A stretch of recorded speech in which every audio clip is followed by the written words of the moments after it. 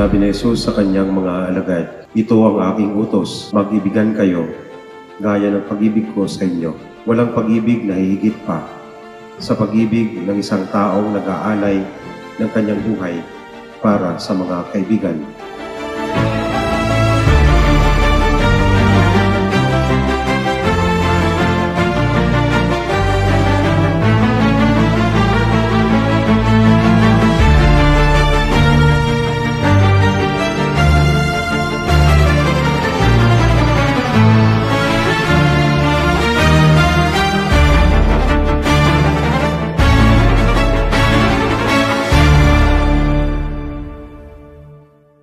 Ang paglilingkod o service, mas lalong naipapahayag at natutupad kung gagawin natin na may pag-ibig. So hindi kayo mapapagod sa inyong paglilingkod kung ang isang bagay ginagawa ninyo ayon sa inyong pag-ibig. Bakit ba may lungkot sa iyong mga mata? Ako kaya'y college batchmates po kami sa PL Moon. Then, dati lang po, nakikita-kita ko lang po sa school. Then, parang wala talaga sa akin na parang mag-e-end po kami sa ganito. Na magiging kami talaga. Tapos, nitong pag-graduate na kami, nagkaroon na kami ng mga trabaho. Then, nagkaroon ulit kami ng pagkakataon na makapag-usap nung binati niya ako ng happy birthday nung birthday ko. Ang nangyari, malaki yung size ng nung combat shoes ko. Bali wala akong ibang mapagkukuhanan ng combat shoes maliban sa kanya. Sabi ko, meron akong combat shoes sa bahay hanggang sa pinapunta siya sa bahay para kuhanin yung Nakausap ko na yung parents niya. Tuloy-tuloy na po yung namin, love story na hindi namin alam na magkiklik po pala. Pangako, hindi kita iwan. Pangako, Mahal, standing here with you today feels like the beginning of everything I ever dreamed of. Itong araw na ito, ang isa sa magiging pinaka-importanting araw sa buhay natin. Naalala ko pa nung nagsisimula tayo, sobrang dami nating pinagdaanan. Tayong dalawa.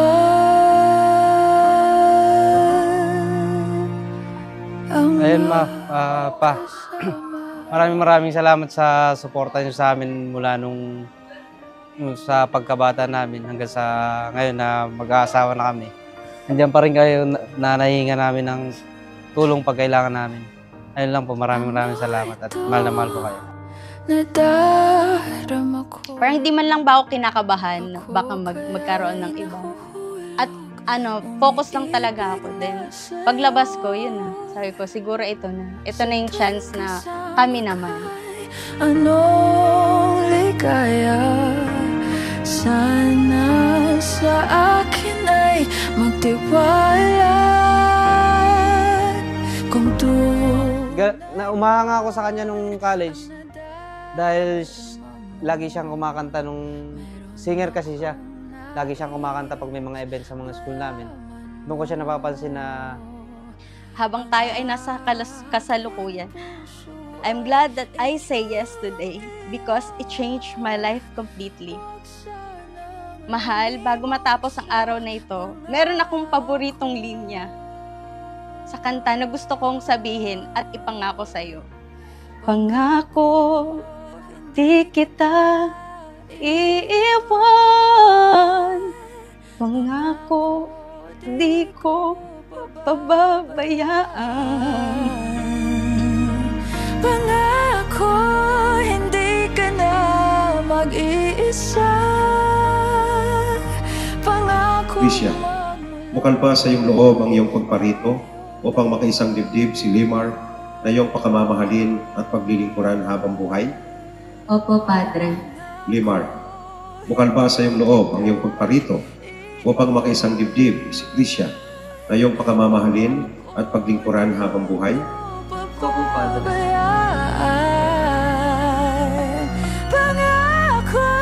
Ito na yung inaantay nating moment. Ang tagal na panahon bago natin inantay, ang dami pagsubok, ang daming Parang naging hadlang. Pero salamat kasi hindi ka bumitaw. Salamat kasi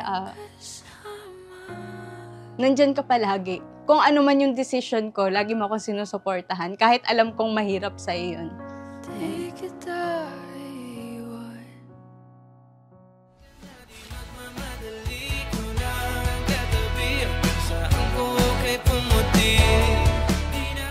Sabon pare. Tigasin ka, di ba? Tigala ba? May laman pa. Uy, complete set pare. Uy, pare.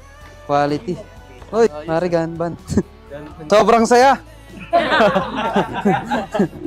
Thank you, thank you. Joke lang, mahal. Yung pinaka gusto mong laruan, di ba? Yung deserve all the love in the world. Mahal ko. Love you so much. Kita kits up. Saltar. Kumakalabit ang init at sinag ng araw.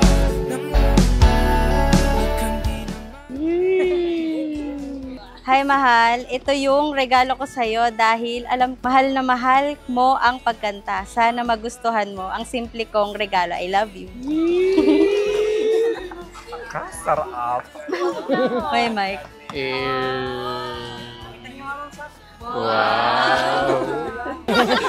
Wala kayo yan.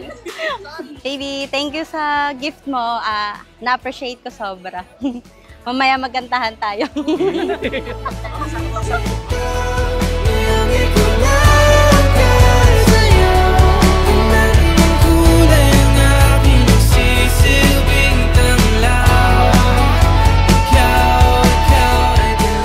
Ma and Pa, maraming salamat sa lahat na tinanggap niyo kami ni Leomar.